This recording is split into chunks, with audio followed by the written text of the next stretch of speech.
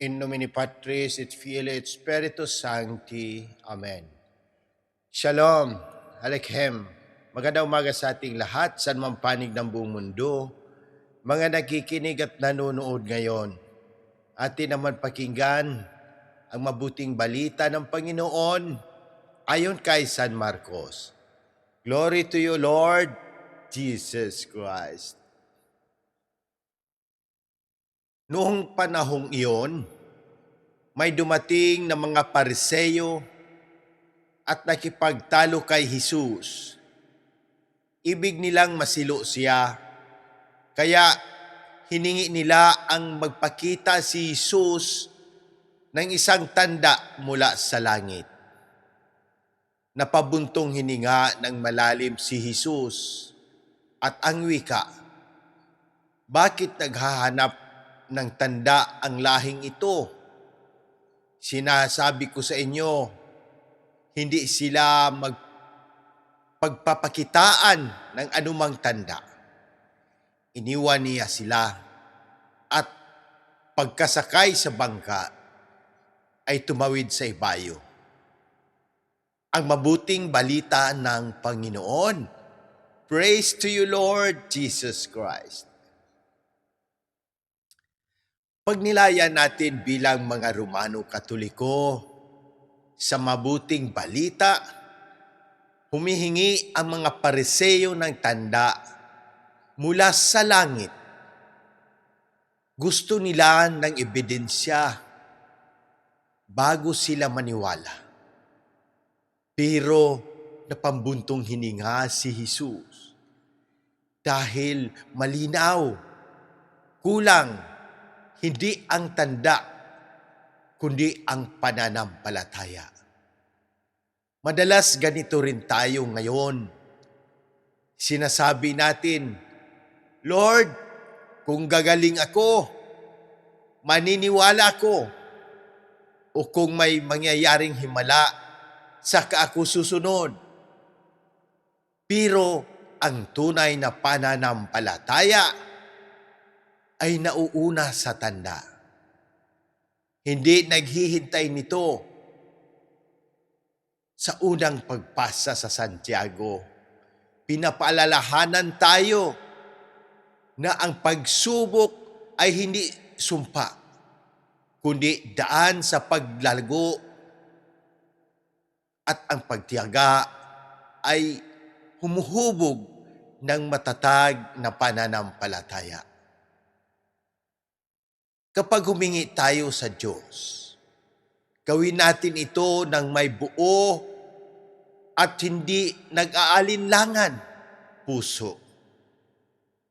Hindi hati ang loob, hindi pagbago-bago ang tiwala. Halimbawa ngayon, kapag may karamdaman sa pamilya, may problema sa trabaho, o kaguluhan sa bansa, madali tayong maghanap ng agarang himala. Pero minsan, ang tanda ay tahimik. Lakas na bumangon, araw-araw, taong tumutulong sa atin. Kapayapa pa ang dumarating kahit may sakit. Iyon ang tanda ng Diyos. Ano ang tamang gawin bilang mga Romano Katoliko ngayon? Manalangin ng may tiwala, hindi kondisyon. Magtiyaga sa pagsubok at manatiling tapat sa sakramento. Maging tanda ng Diyos sa kapwa, sa malasakit, sa katapatan at pag-asa. Mamuhay ng pananampalatayang may gawa, hindi puro hiling. Manalangin tayo. Mapagmahal na Ama, pinagkakatiwala namin sa iyo ang lahat ng may karamdaman. Ipagkaloob mo ang agarang pagaling kina Monsignor Ismael, Padre Arnel, Padre Ayan, Padre Lorenzo Boots, Padre Cesar, Padre Boy, Raul, Jonah, Rachel K., Adila, Fatima, Raymond Lawrence, Faith, at ang aking buong pamilya. Pagpalain mo rin ang lahat ng nakabasa, nakikinig at nakanood nito na may karamdaman, mga kaparian at ang buong sambayanan.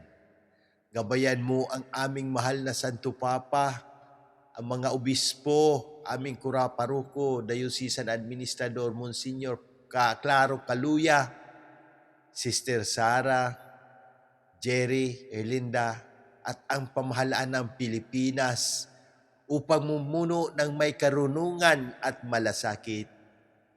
Inaalala rin namin ang mga pumanaw, si Papa Francisco, Monsignor Hermas, Pempe, Ferdinand, Pasita, Dante, Edwin, Obispo Jose, Padre Joseph, Jerry, Padre Raymond, at ang lahat ng aming idinadasal. Ipagkaloob mo sa kanila ang kapahingaan sa iyong piling. Sa intersesyon ng mahal na Inang Maria, iligtas mo kami sa lahat ng unos at kalamidad. Punuin mo ang aming mga puso ng pananampalataya na hindi naghahanap ng tanda, kundi lubos na nagtitiwala. Amen. In nomine Patris et Filii et Spiritus Sancti. Amen. God bless.